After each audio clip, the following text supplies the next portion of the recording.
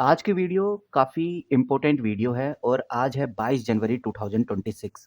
हम बात करेंगे आज यूनियन बजट की, यूनियन बजट 2026 की। कुछ बेहतरीन खबरें, कुछ बेहतरीन बातें निकल के सामने आ रही हैं, जिसके बारे में आज हम डिस्कस करने वाले हैं। मिंट के द्वारा एक पॉपुलर आर्टिकल पब्लिश किया गया है 22 जनवरी 2026 को। और इस चैनल के ऊपर जब तक बजट प्रॉपर नहीं आ जाता, यानी 1 फरवरी तक, हम इसी तरह से जो भी बजट को लेकर अपडेट्स आएंगी वो आपके साथ शेयर करते रहेंगे। साथ में मैं आपके सामने 5 कंपनी भी रखूंगा। ये जो 5 कंपनीज हैं, पिछले 3 साल से जब भी बजट आया है, पिछले 3 सालों में जिस टाइम भी बजट आया है, उसके बाद इन कंपनीज में जबरदस्त बदलाव, जबरदस्त उछाल देखने को मिला है। तो उन 5 कंपनीज के बारे में भी आज हम डिस्कस करेंगे। सबसे पहले आप इधर देखिए, मैंने मिंट का आर्टिकल खोला हुआ है और इस मिंट के आर्टिकल में आपको एक बात बहुत क्लियर नजर आ रही है। इस आर्टिकल में बताया गया है कि भाई लोगों की एक्सपेक्टेशन क्या है इस बार बजट को लेकर, क्या है वो लेटेस्ट बातें जो हमें ध्यान रखकर चलनी चाहिए, क्योंकि अब बजट को लेकर सिर्फ 10 दिन ही बचे हैं। 10 दिन बाद आपको बजट आपकी स्क्रीन पे देखने को मिलने वाला है। तो सबसे पहले देखेंगे कि भाई इनकम टैक्स में क्या बड़े बदलाव हो सकते हैं। यहाँ पर देखने में आ रहा है कि भाई सरकार मिडिल क्लास को खुश करने के लिए कुछ बड़े कदम उठा सकती है। उम्मीद ये है कि स्टैंडर्ड जो डिडक्शन इस बार होने वाला है वो 50,000 से बढ़ाकर 1 लाख किया जा सकता है। इससे सैलरी वाले लोगों के हाथ में ज़्यादा पैसा बचेगा। वहीं ये जो एटीसी है इसको भी लिमिट किया जा सकता है। बहुत सालों से 1.5 लाख की लिमिट यहाँ पर हमें देखने को मिल रही थी, तो इन्वेस्टर चाहते हैं कि इसको बढ़ाकर 2.5 लाख किया जाए। और इन्वेस्टर्स के लिए सबसे इम्पोर्टेंट जो अपडेट हमें इस बार यूनियन बजट में देखने को मिल सकती है वो है गाइज एलटीसीजी रेट और एसटीसीजी। मार्केट में डर है कि सरकार लॉन्ग टर्म गेन, जिसको एलटीसीजी बोलते हैं, टैक्स को बढ़ा सकती है।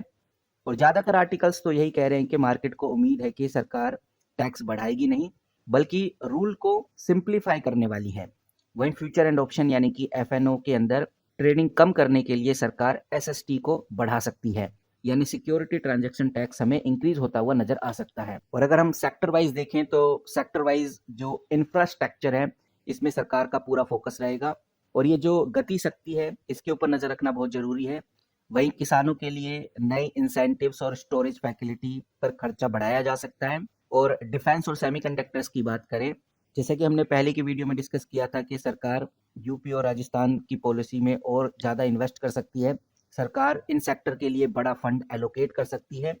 तो डिफेंस और सेमीकंडक्टर्स में भी आपको ज़बरदस्त ग्रोथ देखने को मिलेगी। तो यहाँ पर हमें देखकर चलना है कि भाई बजट के चलते हुए या बजट तक मार्केट बहुत ज़्यादा ऊपर नीचे यानी बहुत ज़्यादा वोलेटाइल रहने वाला है। तो यहाँ पर ज़्यादा लेवरेज लेकर जो ट्रेड करते हैं उनको थोड़ा बचना चाहिए। डिफेंस, रेलवे और ग्रीन एनर्जी की तरफ आपको नज़र बनाकर रखनी है।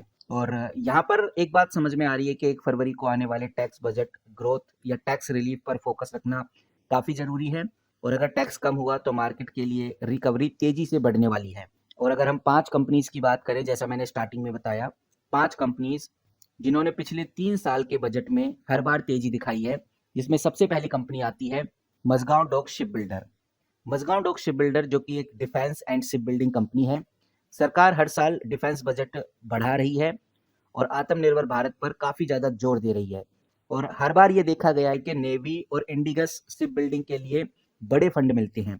और अभी ये जो सेक्टर है टेक्नोलॉजी में भी अपनी जगह बना रहा है, तो शिप बिल्डिंग सेक्टर में नई नई टेक्नोलॉजी आपको देखने को मिल रही है। तो इसीलिए गाइज मझगांव डॉक शिप बिल्डर के ऊपर नज़र बनाकर रखना जरूरी है।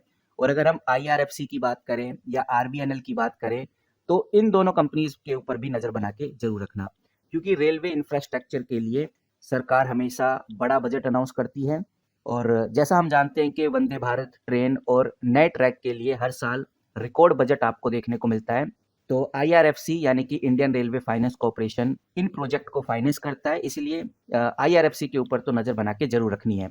रेलवे स्टॉक्स जितने भी हैं बजट के 1 हफ्ते पहले ही अपना रंग दिखाना स्टार्ट कर देते हैं और टॉप गेनर की लिस्ट में आप इनको फिर आगे देख सकते हो। वहीं गाइज अगली कंपनी एल एन टी भी आपको दिखा देता हूँ। लैंसर एंड टर्बो ये जो कंपनी है ये एक इंफ्रास्ट्रक्चर बेस्ड कंपनी है। जब भी सरकार हाईवे, ब्रिज या पोर्ट बनाने में पैसा लगाती है, बजट में अनाउंस करती है, तो सबसे बड़ा कॉन्ट्रैक्ट एल को ही मिलता है। तो कह सकते हैं कि ये एक सेफ और कंसिस्ट परफॉर्मेंस है।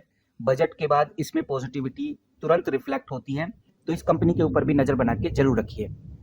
वहीं इसके बाद आ जाती है डिक्सन टेक्नोलॉजी। जैसा कि हमने आज की ही वीडियो में डिस्कस किया था कि यूपी और राजस्थान की सेमीकंडक्टर पॉलिसी के बारे में काफ़ी कुछ जाना, तो सरकार का फोकस मेक इन इंडिया के ऊपर है और बजट के अंदर पीएलआई यानी प्रोडक्शन लिंक इंसेंटिव्स आपको देखने को मिलेंगे और इन इंसेंटिव के तहत, इन स्कीम के तहत इलेक्ट्रॉनिक मैन्युफैक्चरिंग में अच्छा खासा सपोर्ट आपको देखने को मिलेगा। और कह सकते हैं कि हर साल का ये है कि भाई बजट के बाद ग्रोथ कंपनीज को अगर देखा जाए तो डिक्सन टेक्नोलॉजी हमेशा इन्वेस्टर्स की पहली पसंद रही है, तो इस कंपनी के ऊपर नजर बना के जरूर रखिए। नाउ अगली कंपनी आ जाती है guys Tata power. Tata power भी एक ऐसी ही कंपनी है, टाटा पावर हो गया, इरेडा हो गया, इन दोनों कंपनीज के ऊपर नजर बना के जरूर रखिए क्योंकि सरकार ग्रीन एनर्जी और सोलर पावर को बहुत ज़्यादा प्रायोरिटी के अंदर रखती है और इसके ऊपर भी यूनियन बजट के तहत बहुत ज़्यादा पैसा इन्वेस्ट किया जाएगा। बजट के अंदर solar pump, rooftop solar, green hydrogen के लिए नई स्कीम आती रहती हैं। पिछले साल आपने देखा होगा पीएम सूर्य घर स्कीम आई थी जिसकी वजह से इन कंपनीज में, चाहे वो टाटा पावर हो चाहे वो इरेडा हो, इनके अंदर 20% का ग्रोथ हमने देखा था। तो ये वो 5 कंपनीज हैं जिनके ऊपर नज़र बना के रखनी है।